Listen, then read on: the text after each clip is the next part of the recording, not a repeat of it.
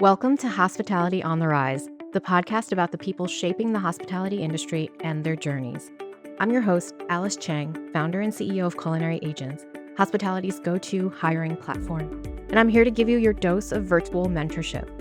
Here, we'll be sharing the stories, lessons learned, and advice from hospitality leaders who've carved out their own path to success. After all, this industry is where many get their start and go on to do incredible things. Whether you're a pro, starting out, or just love the hustle, this podcast highlights what makes hospitality extraordinary: the people. We're so excited to have Eli Sussman here with us today. Eli is the executive chef partner of Gertrude's, along with some other fun projects underway, which we may or may not hear about. Creator, host, Talkin' in the Walk-In, which is a chef interview show that takes place inside of the Chef's Walk-In. Chef ambassador to No Kid Hungry. James Beard Rising Star semifinalist. Zagat, 30 Under 30. The list goes on and on. But let's get to it. Eli, thank you for joining us today. Thank you so much for having me. It's nice to talk to you and see you again. Yeah, absolutely. And what I didn't have here is that you have quite the Instagram handle, which we're going to get to with your memes and content here. But take me back to how it all got started. How'd you get in the industry? I started in the industry through my brother, actually. He got me my first trail. So I was actually living in Los Angeles. I had a desk job. I worked at a creative and marketing agency that represented the record labels. So we basically did the marketing and promotion for CDs. That's how old I am. And so I enjoyed that job up to a point when I no longer enjoyed it. And I had been doing some catering and cooking on the sides. And I'd always done it in high school and college. And my brother said, why don't you just come to New York? You can crash on my floor. I'll get you a trail at a restaurant. I said, what's a trail? And I came to New York, and he was working at Roberta's at that time. And he got me an interview at Mile End Deli, which the first location that was in Cobble Hill. I went in. I worked for a couple hours. They offered me a job. I was hooked. I started immediately at Mile End Deli. I love it. And, so self-taught, right? Take me through a little bit. And as I was looking at some of the notes, I was like, oh, this all kind of makes sense now, right? And I don't want to blow up your spot as far as your content is really awesome. And some might think you just fell into it one day and just created all this cool stuff. And you're obviously super witty. But you have quite an extensive resume of experience of marketing, content creation, creative, et cetera. At one point, so you started, you kind of transitioned, career change. Were you still like one foot in, one foot out? Like I'm gonna do the cooking thing because I love it, but I'm gonna do other things. Or were you all in on the hospitality side? In LA, I guess you could say I was a little bit one foot in, one foot out, because I had this job that was my desk job that made me the real money. But I'm not sure that was really fueling me and actually making me happy. So I was working for catering companies in order to make money on the side, but also throwing dinner parties with my friends, and also, working here and there, one night here, one night there with someone who might be doing an event. And coming to New York was actually my really true full jumping into the industry. And then I jumped in full on head first. I never really looked back. I didn't move to New York with a 9 to 5 and then start cooking one night a week. I just moved with no job and said, I'm going to be a line cook. I'm going to see if I really enjoy it. Hopefully I will. But if not, I felt like I could always use the world of advertising and marketing as my safety net. I felt like I could get another entry level job at an agency, most likely based on my work experience in LA. I had worked for 2 different places for about a combined, about 4 years. So that was what my resume said. So I felt as, a 24 or 25-year-old, I could probably get another assistant job at an agency. So I had the great privilege of having that safety net. My parents were behind me. I had saved up some money. So I had a financial and a family and a mental safety net. And I just started working as a line cook. And then I just worked my way up through the restaurant. At Mile End, I just sort of took on every single position and worked my way up the ladder, which people don't really do that much anymore. But I did stay somewhere for a pretty long time because I enjoyed the people, the food, the vibe. And so I just stayed. Yeah, and, for those, career changers or hope to be career changers out there, it's like, just do it. Go all in, right? If you love it, it fills your cup, you know? Yeah, people ask me like, should I do what you did? And there's no right answer. It's the same question that I get posed a lot, which is, should I go to culinary school? Well, I can't necessarily answer that because I didn't go to culinary school. But what I can tell you is that if you have planned and you've thought about it and you have a strategic vision of what the timeline looks like, and you want to quit your normal job and do a non-normal job, do a hospitality job, I box those in as normal and not normal. But like if you want to jump into the hospitality industry, I think there's a lot of skills from a traditional desk job that are very transferable. I also think that most likely you will be able to return to the world of your other job in some capacity if you don't like it. And now more than ever, there are these jobs within restaurants that require a more traditional skill set that you would have learned at a 9 to 5 job. So by that I mean like restaurants need accountants and marketing. They need someone who's really skilled with IT, social media. So it's like we're not necessarily talking about you just quitting your job and becoming a line cook. Like there are other ways that you can be involved in hospitality that are not necessarily back of house. They're not necessarily cooking food. They might not even necessarily be inside of a restaurant, right? Like restaurant groups need controllers and accountants and someone who handles their event work. And like all these people support the restaurant and the hospitality world and the restaurant group or individual restaurant, but they might not necessarily be a server, a maitre d', a line cook. So like there's so much opportunity within the hospitality industry that I'm not sure people actually even think about. Yeah, I'm totally gonna latch onto that and run with it for a minute because at Culinary Agents, we focus on career paths. This is one of the big things we do with hospitality career paths. And we often talk about the skills that you develop and learn while you're working through the industry can be utilized in many different ways, both, in other, positions and other industry adjacent things outside of the industry. But the same applies to people who are trying to get into the industry, right? I think that's one of the beautiful things is like you take the skills that you have, bring them to the industry, and that continues to help evolve this profession, right? Definitely.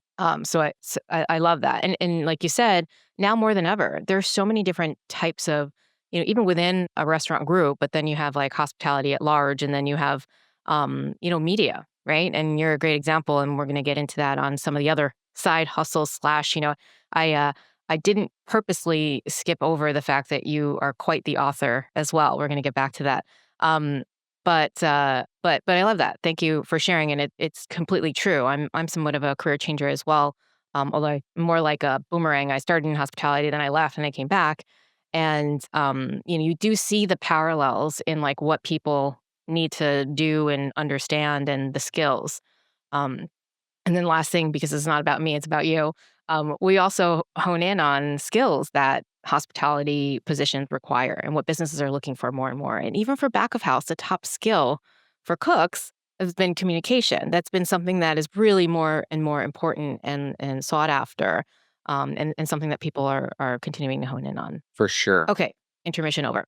Um, back to the regular scheduled programming. So you mentioned you worked at a couple of different places and you worked your way up. Can you share with me some of the other great places that you worked at? I'm looking at some of them Yeah, so here. I was at Mile End for a while, and then my brother and I wanted to join together, although we pushed back on it as long as we could to open a shawarma restaurant. So we wanted to do a fast casual concept that we would make everything from scratch. So we had been, ideating this fast casual make. We would make our own pitas, we would make all the fillings, pickled vegetables, all the sauces.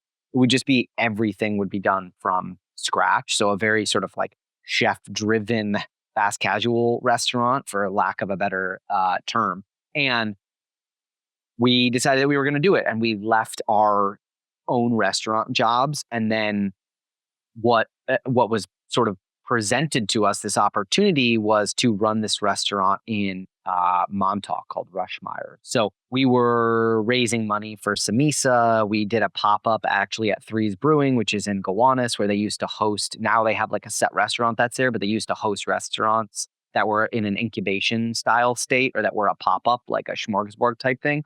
So we were there for 1 month, and these guys came in and they said, "Look, we're the F&B operators at Rushmeyer's in Montauk, which was a Chelsea Hotel's own property. We did a tasting. They offered us the job.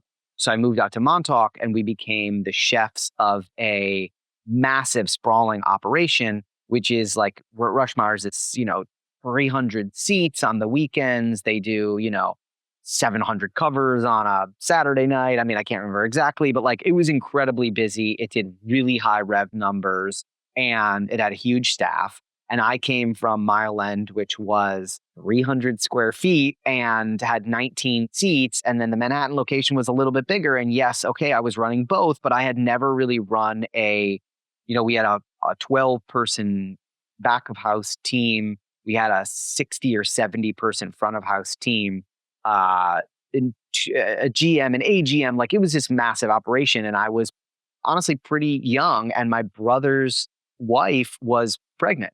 And we moved out there, and my brother's child was born right in the middle of the summer. And so he left and went back to Brooklyn to be with his wife. She had been like coming out, going back and forth.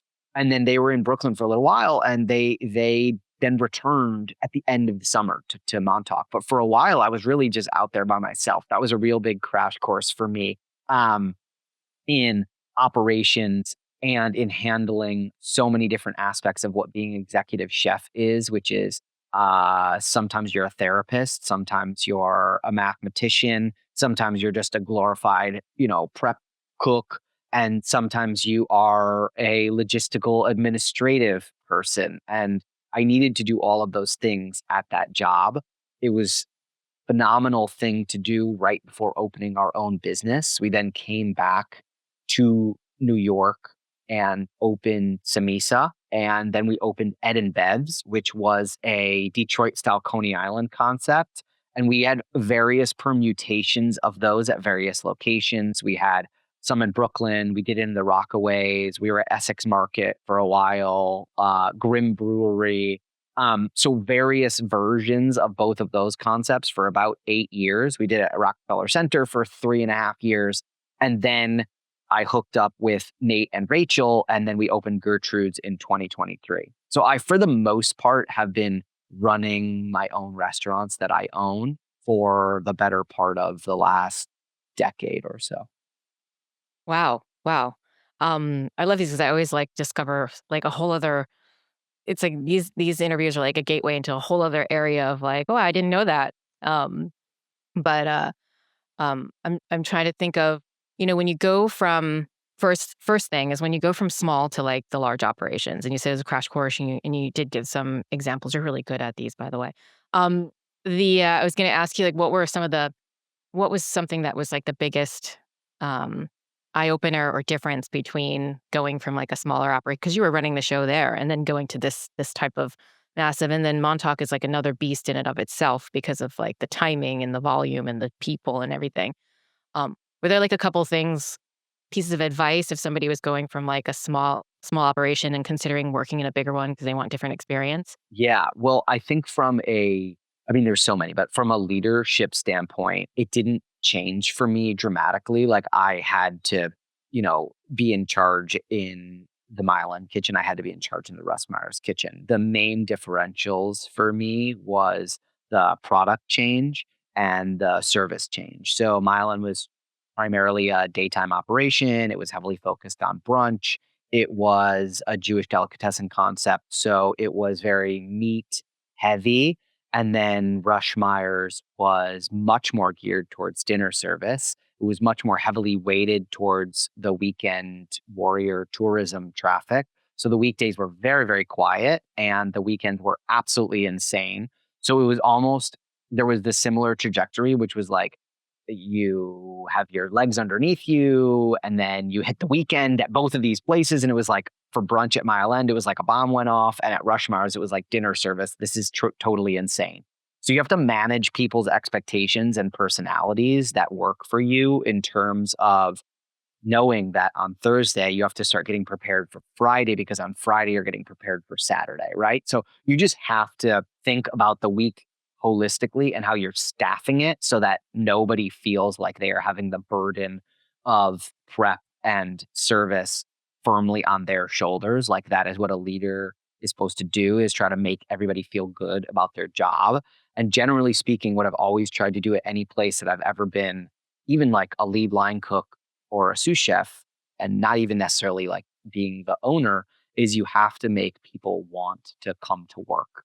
And the way that I have always tried to do that is to try to be a place that people enjoy uh, coming and having a kind, warm, inclusive experience at work. That seems maybe like easy or obvious to just be like, have it be a nice place to work, but it's actually not that easy. And I think the flip side of that is sometimes what you can get out of people and what some people actually want is this high pressure cooker, high intensity work environment where someone is going to be like all over you all day, either yelling and or demanding things from you in a very specific way. And what I've always said is like, we are not doing heart surgery. We are putting food on plates. So I want you to be happy. I want you to enjoy it. I want you to be responsible and punctual and do well at your job and work cleanly. But also, I try to temper my expectations for what people are going to put in. And I hope people will then realize that they can get something out of the job. And I hope that they get out of the job what they want. And sometimes people have worked for me and they're like, this is not intense enough for me. Like, I need someone to be yelling at me. And I'm not that guy. And I'm not going to give you that experience. And also, I didn't work for like five different famous chefs for 20 years. So like from certain technical standpoints and like what the menu looks like and how often it changes and the style of cooking, like you have to go somewhere and find the place and the person that appeal to you that you want to work for them so that you can learn something and get something out of it. So that's a really, really long-winded answer of me saying that um, all jobs are different for the leadership and for the employee, and that you have to be willing to put in a lot to get a lot out. And you also have to sort of, before you start, know what you're looking for and have a real conversation with the person that's hiring you about what you're trying to get out of the job and what they're going to be able to give back to you in that job. Yeah. Yeah, I love that. We talk about employer branding. We talk about these day and age, it's the way that people look for jobs and what information and what access they have. And we always say, like, do your research because not every place is for everyone. Totally. And you have to understand or think about what you're looking for. Like, what do you want out of this experience? Who do you want to work for? Who do you want to work with? What do you want to learn? Like, figure out all your little buckets and how to fulfill them in a realistic way. Um, and then, apply and do your interviews. It's 100%. I mean, I went and worked at Mile End specifically because I wanted to learn how to smoke meat and make hot dogs and, bake. And they were doing all those things from scratch. So that was really appealing to me. It was a very DIY Brooklyn. We make our meat, we make our pickles, we make our is there like sauerkraut. exposed brick and Of everything, right? course. Yeah. Yeah, of course. And that was the exact vibe that I was looking for. I will say that I made the right decision there, and I've seen many, many people make the wrong decision and then leave. And I think that that is okay as long as you do it in a very responsible, professional way. Like, you don't like the place, put in your notice, explain to them why you don't like it, hopefully give them the opportunity to change if it's something that can be changed. But if it's something that can't be changed, you should move on to a new job that you will enjoy more. And I will say the other part of that is like really gather all the experience that you want from various places, but also think about what the value is in staying somewhere. I know a lot of people that have stayed somewhere for a long period of time, and there's tremendous value in that about learning not only like certain skills and certain stations, but also being brought into the fold from the economic and administrative side to actually see behind the curtain and understand what it takes to run a restaurant. It's way, way, way different to be the chef of a restaurant, to own a restaurant. There's like almost nothing about them, unfortunately, that crosses over. Like you can be the owner and the chef at the same time, but unfortunately, a lot of people are like, "Oh, I've been the chef for a while. It's time for me to open my own restaurant." I wish I would have spent more time at other people's restaurants before I opened my restaurant, learning from them. And I often think that people rush to that finish line, and I'm guilty of that as well. Do you have, because I hear that pretty often too. Do you have an example of something that you learned or didn't realize when you made that shift over? To being an owner, yeah, Yeah. there's, I mean, a million of them. The main one is that you do not realize how much of owning a restaurant is truthfully just like filling out compliance paperwork, insurance, legal, city compliance. Like, I mean, New York is very, very complicated, but regardless of what city you live in, like, you have to pull all these paperwork, you have to renew them. You need workers' compensation insurance. You have to have a mechanism to organize and disperse your payroll. Like, none of these things just appear out of midair, right? You have to vet these companies. You have to sign a contract with them, linens, internet, you have to pay your water bill, like all of these things that as a day-to-day operational leader within a restaurant, as an executive sous or a chef de cuisine, you don't necessarily have to touch because you're just like making the restaurant go round in terms of staffing it and putting food on plates and running service. Those are things that probably will not be part of your purview, at least not at the highest level. Like, even repairs and maintenance, like, you might tell someone that something is broken and you might even call the repairman, but you're not then following up, paying the invoice, and making sure that the person did it properly, not necessarily. So, like, there's all these things that, as an owner, if you rush into it and you haven't, like, actually shadowed an owner who knows what they're doing, you then have to make it up as you go. Amazing. Well, you guys certainly have figured out your way and just getting started because a little birdie told me that there might be some new projects underway. So, um, I'm obviously gonna dive into some of the content creation stuff that you do. Clearly, because you have so much experience, can you share a little bit about that? Yes, so some new projects in the pipeline. Gertie is moving from Williamsburg, my partner's Jewish deli concept, and it's going to be a counter order sandwiches. And then in Carroll Gardens, there's going to be a place called Trudy's Tavern, which is going to take over the buttermilk channel space and will be a wonderful neighborhood restaurant in the same way that Gertrude's is. Nice. Well, we're excited. And I'm gonna kind of spend a little time here because you're quite the extensive author. And I don't know if it's been announced yet, but I did see that there's a new project underway. Um, so I don't know if we can speak about that, but uh, let's go into the content side that you have. So you're quite the content creator. Thank you. Can you take me through? First of all, content creation is like it's like a full time job in and of its own. So I don't know how you stay balanced and have all these balls juggling in the air, but it's quite amazing. And your content is hilarious. Thank you. Yeah, it's a strange realm to be like an actual real person that works in a restaurant and then a fake persona moron that makes videos on the internet and like embodies these sort of tropes about the hospitality industry, but people seem to really dig it. So I'm going to keep doing it until they get sick of me. Yeah. Yeah.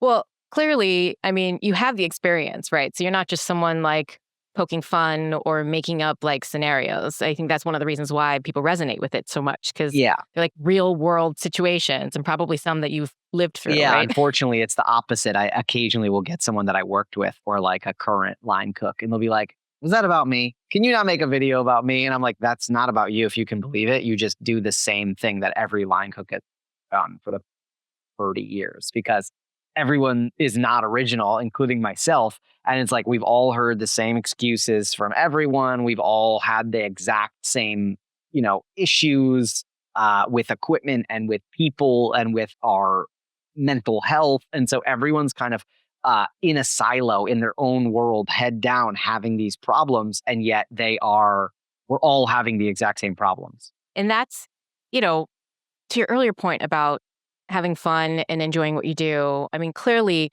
yes, you're poking fun and you're taking these examples and people are really, it's resonating.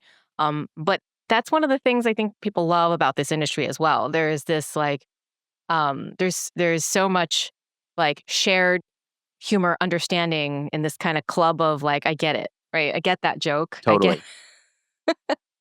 um, and hey, it's everyone needs a good laugh every now and then. I But think the whole purpose of the Instagram is that so that everyone can feel like they're in it together. It's almost like a meeting room or like a group chat in a way where everyone's like, "Oh, I am going through that same annoying problem," and they can kind of come to my page and laugh and commiserate and hopefully share an anecdote. Often I'll ask for people like, put in the comments like the worst thing that ever happened with your grease trap or whatever. And like, I think it's a cool mechanism for people to vent about these problems that they have that they do feel that they have to own individually. And actually, it feels really good to explain to someone what's been going on in your life and actually have them understand it. So it's been a very cool meeting place for people. And I've made some very cool digital friends, for lack of a better term, and people that I just, shoot the shit with and commiserate about what's going on, guys and women and that own restaurants across the United States and line cooks everywhere and wine people. They all want to share what is going on with them and share their own stories. And they share the memes because I think that they are relatable. And that's the goal. yeah, yeah, and I am guilty of spending time also in the comments section, and I particularly enjoy when like someone who clearly stumbled upon the page, right, Yeah, and is not doesn't understand because they're not in the industry, and they ask a question or they make a comment, and then like everybody comes out to like explain and I'm like, this is the best. totally. I've left comments before on some other comedy videos where I am uh, just really dryly commenting and people will like pile on to me. And then, sometimes I'll see like 20 comments down. Somebody will be like, clearly none of you have seen like the Sussman's page, and Yeah. I know when I'm a little bit out of my depth is when I encounter non-hospitality people in another context and people think that I'm being serious when really I'm just trying to, you know, take the piss a little bit and be satirical and poke fun at folks. So I do sometimes have to watch a little bit where I comment and how I behave because sometimes people don't get it and it goes over their head and they think I am being either malicious or serious when really I'm really just trying to joke around. Yeah. Well, I know a lot of people in the industry. I mean, we've got 2.5 million hospitality users, and I know a lot of people really enjoy your content, as do myself and my team. So keep it coming. It's also a great point for a great place for people to do research and learn a little bit too, if you're trying to either get into the industry or understand a little bit about what's going on. But Totally.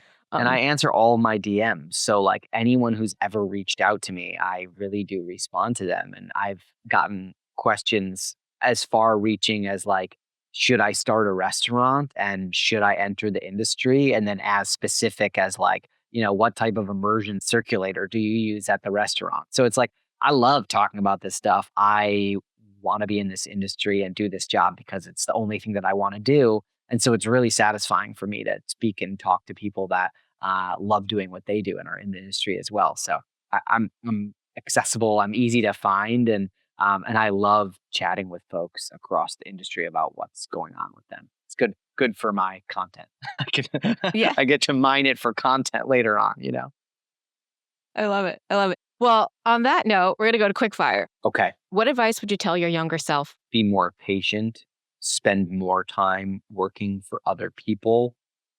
Drink more water. What's your advice for someone struggling in the industry? Depends on what context they're struggling, but I think if they're struggling from a, do I like it, do I not like it perspective, they need to talk to their supervisor and hopefully get some advice on whether they're pursuing the proper path. If they are struggling, uh, mentally, I think that there are resources for that. There's Southern Smoke, there's Ben's Friends. Hopefully, you can talk to someone that you trust at the restaurant. I think that's a big problem within our industry where people are uh, keeping these things to themselves. So if you're struggling, I think it's always better to go to someone that you can trust and talk with them about it, and hopefully they can help you out. What's your advice for fellow hospitality leaders? Stop yelling and stop thinking that just because you got there, you did it yourself. I think everyone who is in any position of leadership got there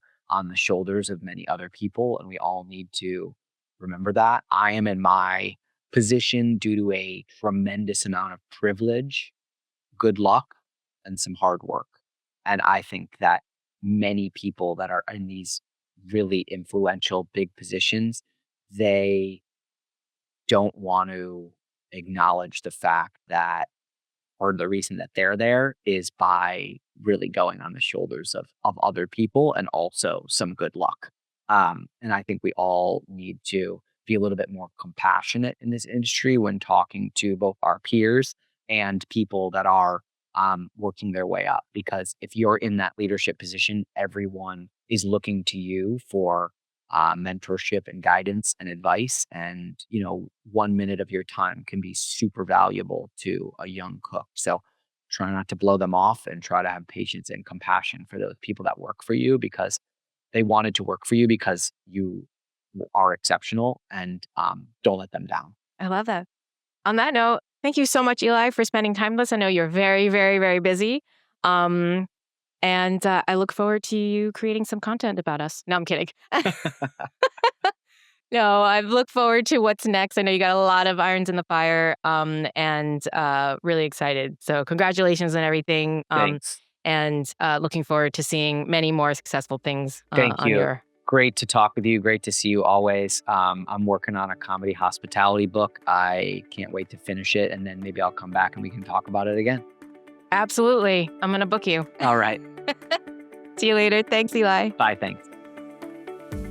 Remember, success looks different for everyone in hospitality. No two paths are the same. If you have a leader or a topic you want to hear about, email media@culinaryaagents.com. Hospitality on the Rise is brought to you by Culinary Agents, connecting top talent with employers since 2012. Whether you're hiring or looking for your next opportunity, join us at culinaryagents.com. For more inspiration, subscribe to Hospitality on the Rise and visit hospitalitycareerpaths.com, a free platform by Culinary Agents. Thanks for tuning in. Remember to like, follow, and subscribe. And if you love this episode, share it with someone who could use a little inspiration.